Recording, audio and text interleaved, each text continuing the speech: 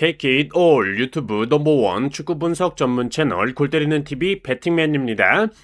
자, 초대박판이 돌아왔습니다. 축구토토 승무패 10회차, 11회차, 12회차에서 1등이 나오지 않으면서 축구토토 승무패가 3회 연속으로 2월이 됐고 2월 금액만 약 21억 정도가 쌓여있기 때문에 이번 축구토토 승무패 13회차 1등 적중 예상 금액은 최소 35억 이상의 초대박판이 되지 않을까 싶습니다. 초대박에 많은 꿈과 희망을 주는 회차이기 때문에 저 역시도 1등의 꿈을 안고 열심히 준비를 해왔으니까 처음부터 끝까지 집중해서 잘 들어주시고 멤버십 분들께서는 이미 목요일 밤에 13회차 대상 경기들에 대한 골대법으로 폴더수 줄이기 정리본 유튜브 게시판에 올려드렸으니까 최종픽 영상과 골대법 정리본 같이 보시면서 최종픽 정리를 해보시면 도움이 될 것 같습니다.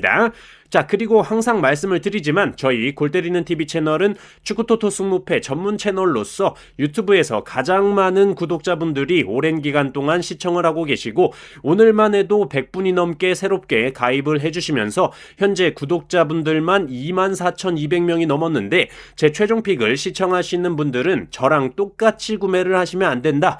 올해 2026년 제가 공유드린 최종픽에서 최고 등수가 3등이었기 때문에 최소한 두세 경기 정도는 저랑 다르게 선택을 하셔야 1등을 하실 수가 있다라는 점 다시 한번 강조를 드리고 1번부터 14번 경기까지 쭉 시청을 하시는 게 아무래도 최종픽을 선택하실 때 더 도움이 되기 때문에 한 달에 4,990원 굉장히 저렴한 금액으로 골때리는 TV 멤버십 가입하셔서 최종픽 영상 1번부터 14번 경기까지 중간에 광고 없이 편하게 시청하시는 걸 추천드립니다. 자, 그러면 축구토토 승무패 13회차 예리하고 날카롭고 재미있는 서비스로 챙겨드리는 배팅맨의 최종픽 영상 시작 전에 좋아요 한 번씩 눌러주시는 거 잊지 마시고 아직 구독 안 누르고 보시는 분들 구독 꼭 눌러주시고 좋아요 함께 눌러주시면 감사하겠습니다. 누르셨으면 시작해보도록 하겠습니다. 자, 1번 경기 유벤투스 대 꼬모1907. 자, 유벤투스의 경우는 주중 챔피언스 리그 갈라타사라이 원정을 가서 5대2로 대패를 했고 후반전에 후안카발 선수가 퇴장을 당하면서 수적인 열세가 있었기 때문에 체력적으로도 문제가 있을 것으로 보이고 꼬모1907의 경우는 세리에 2위인 AC밀란 원정을 가서 1대1 무승부를 기록하면서 확실한 상승세를 보여줬다라고 생각이 들기 때문에 은근히 유벤투스의 패배를 생각하시는 분들이 많을 거다라고 생각을 합니다. 심지어 지난 맞대결에서도 꼬모1907이 홈에서 유벤투스를 상대로 2대0으로 승리를 했었기 때문에 충분히 이변의 여지가 큰 경기다라고 보이는데 저는 이 경기에서의 중점은 꼬모1907의 핵심 자원인 니코파스 선수의 경고 누적 결장이 너무나도 크다라고 보여집니다. 니코파스 선수는 니코에 파스를 붙였다 시원하단 얘기죠. 팀 내 최다 득점, 최다 어시스트를 기록하고 있고 그뿐만이 아니라 찬스를 만들어내는 횟수가 팀 내 1위, 수비적으로도 태클 횟수 팀 내 1위, 볼을 가지고 이동한 거리도 팀 내 1위를 기록하고 있기 때문에 이 선수의 결장은 팀 경기력에 상당한 영향을 미친다라고 보고 있고 지난 유벤투스와의 맞대결 당시에도 마르크 캠프 선수의 득점에 어시스트를 기록했던 게 니코파스 선수이고 두 번째 골은 니코파스 선수가 직접 득점한 것이었기 때문에 니코파스 없이는 유벤투스 원정 쉽지 않다라고 보고 있고 실제로 이번 시즌 꼬모1907이 니코파스 선수 없이 치룬 세리에 3경기에서 단 한 번도 승리를 하지 못했었죠.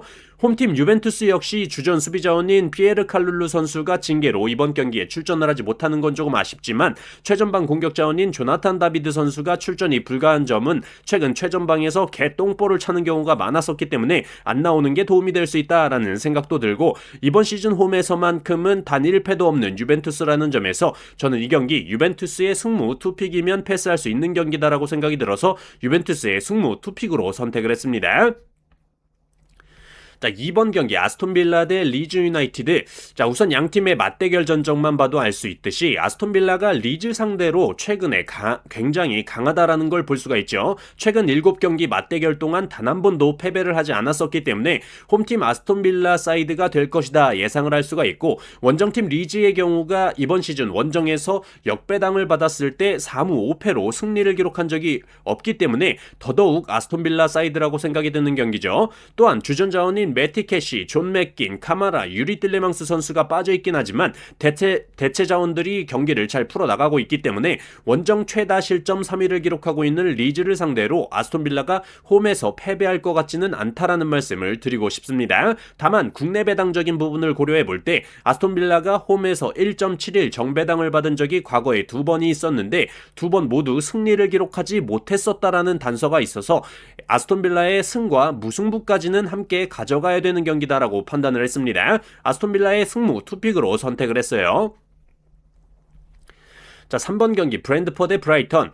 자, 원정팀 브라이턴의 경우는 현재 프리미어리그에서 전방 압박을 가장 빡세게 하는 팀 중에 하나고 수비 라인을 굉장히 많이 올리면서 공격적인 플레이를 하기 때문에 브랜드포가 선수비 후 역습 그리고 롱볼을 활용해서 브라이턴의 뒷공간을 노린다면 충분히 좋은 기회를 만들어낼 수 있다라고 보고 있지만 지난 맞대결에서 결과적으로는 브라이턴이 2대1로 승리를 기록했고 그 경기에서 사실상 브랜드포의 1득점은 페널티킥 득점이었고 그 이후에 나온 페널티킥은 골키퍼 선방에 막히면서 패배를 하긴 했지만 기대 득점값과 결정적인 기회는 브랜드포가 더 높았던 경기였기 때문에 이 경기 승무패 뭐 하나 고르기가 굉장히 애매한 경기다라고 말씀을 드리고 싶습니다. 그리고 지난 맞대결 당시에 브라이턴의 얀쿠바 민테 선수의 측면 플레이에 브랜드포 수비진들이 녹아내리는 모습들을 많이 봤고 실제로 브라이턴의 두 골이 모두 얀쿠바 민테 선수의 발에서 나왔다고 해도 무방하기 때문에 이날 얀쿠바 민테 선수의 컨디션이 발딱 서주기만 한다면 브랜드포의 측면이 개털릴 수도 있다라는 생각이 들었습니다.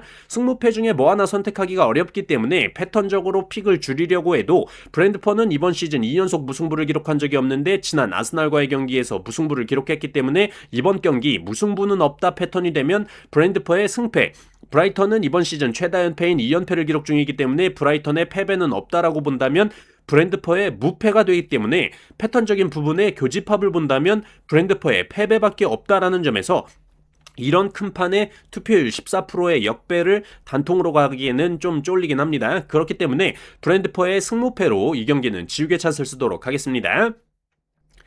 자, 5번 경기 칼리아리 대 라치오.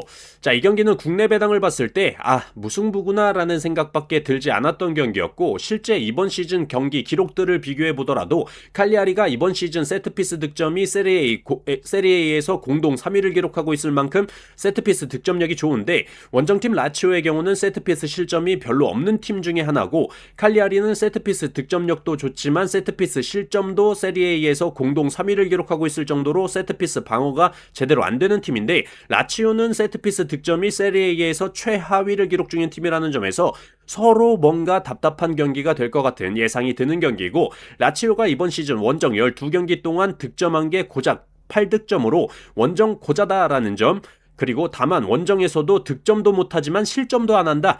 원정 득점은 꼴찌, 원정 최소 실점은 1위를 기록하고 있는 라치오라는 점에서 저는 이 경기 칼리아리의 단통 무승부로 선택을 해보도록 하겠고 상성적인 부분에서 라치오가 칼리아리를 상대로 워낙 압도적이긴 하지만 항상 라치오가 칼리아리 상대로는 1점대의 정배당을 받았었는데 이번 경기 라치오의 2.2 정배당은 너무나도 높은 정배당이다라고 보이고 칼리아리가 이번 시즌 최다 연패인 2연패를 기록 중이다라는 점에서 패턴적으로도 무승부로 연패를 끊어가지 않을까 생각이 들어서 칼리아리의 단통 무승부로만 선택을 해보도록 하겠습니다. 자, 6번 경기 맨체스터 시티 대 뉴캐슬 유나이티드.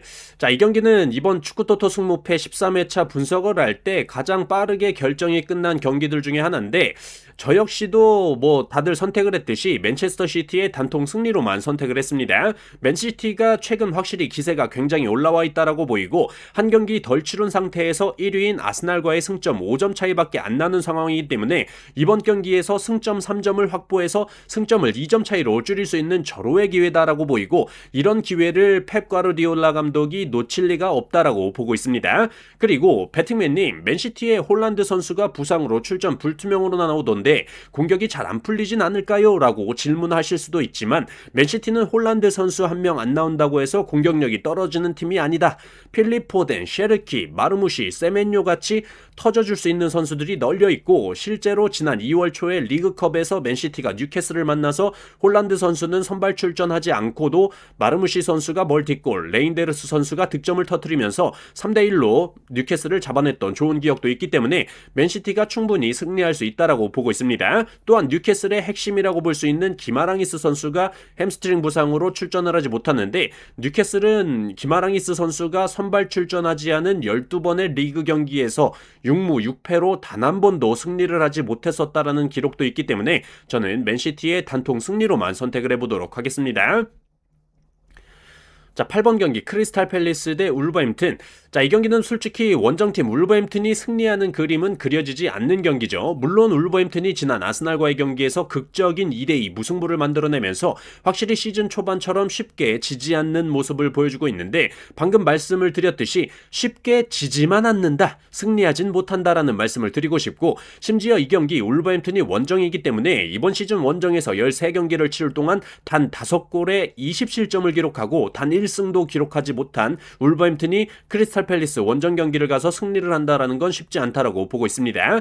또한 울버햄튼에서 데려온 요르겐 라르센 선수가 크리스탈 팰리스에서 멀티골을 기록하면서 살아나는 모습을 보여줬었고, 에반 게샹 선수도 크리스탈 팰리스 이적 후 어시스트를 기록했기 때문에 제퍼슨 레르마 선수와 마테타 선수가 빠진다고 해도 크리스탈 팰리스를 상대로 울버햄튼이 득점하기는 힘들 것이다 라고 보이고, 솔직히 울버햄튼에서 골을 넣을 만한 선수가 딱히 생각이 나질 않습니다. 그 말은 확실한 득점력을 가진 선수가 울버햄튼에는 없다라는 점인데, 울버햄튼에서 영입한 아담 암스트롱 선수가 어시스트는 1개를 기록했지만 슈팅은 후지산 대폭발 슛이었다라는 점에서 크리스탈 팰리스의 승무 투픽으로만 선택을 하면 무난하게 패스할 수 있는 경기가 되지 않을까 생각하고 있습니다. 크리스탈 팰리스의 승무 투픽으로 선택을 했어요.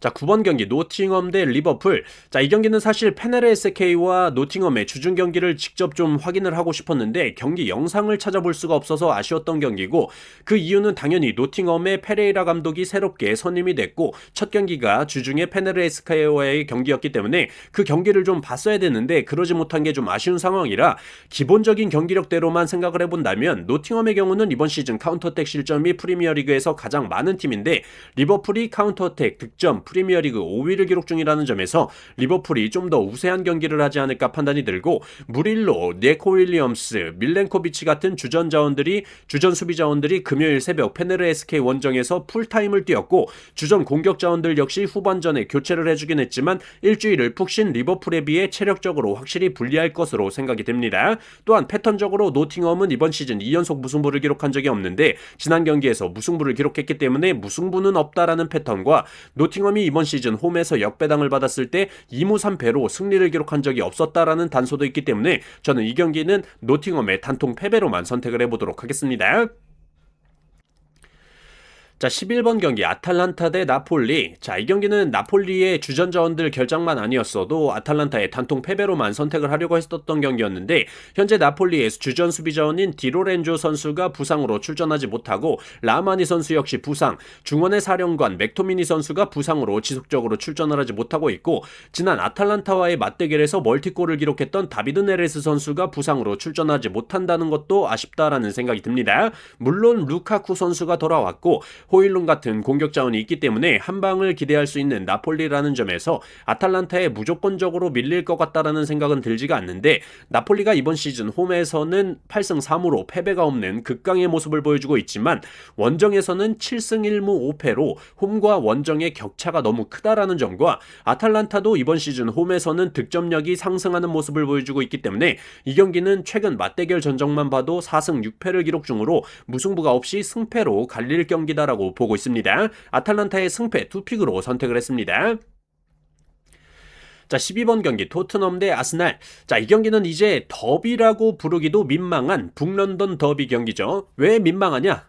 뭐 다들 아실 분들은 아시겠지만 토트넘의 프랭크 감독이 결국에 성적 부진으로 잘렸고, 그 자리에 투도르 감독이 이번 시즌까지만 팀을 지휘하는 조건으로 새롭게 선임이 됐는데, 사실상 새로운 감독이 선임이 되면 감독 교체빨이라는 게 있어서 이변을 어느 정도 생각을 해볼 텐데, 현재 토트넘의 선수단을 볼 때 희망이 없다라는 생각이 듭니다. 주전 측면 수비 자원으로 가끔가다 중거리 슛도 빵빵 잘 때려주는 페드로 포로 선수가 부상으로 빠져있고, 팀의 정신적 지주 역할을 하는 가끔가다 헤딩을 많이 터뜨려주는 로메로 선수는 퇴장 징계로 결장, 케빈 리코도 아니죠, 케빈 단소도 부상으로 빠져있고, 우도기 선수도 부상, 벤 데이비스 선수도 부상이기 때문에 수비 라인의 선수 라인업 짜기도 힘든 상황이고 벤탄쿠르, 베리발 같은 미들 자원도 빠진 상태에서 윌슨 오도베르, 히샬리송, 쿠두스 선수가 공격에서 빠져있기 때문에 도미닉 솔랑케 선수의 전갈킥이나 상대편 수비수 다리를 까버리면서 개뻐럭으로 들어가는 골밖에 기대가 안 된다라고 보이죠.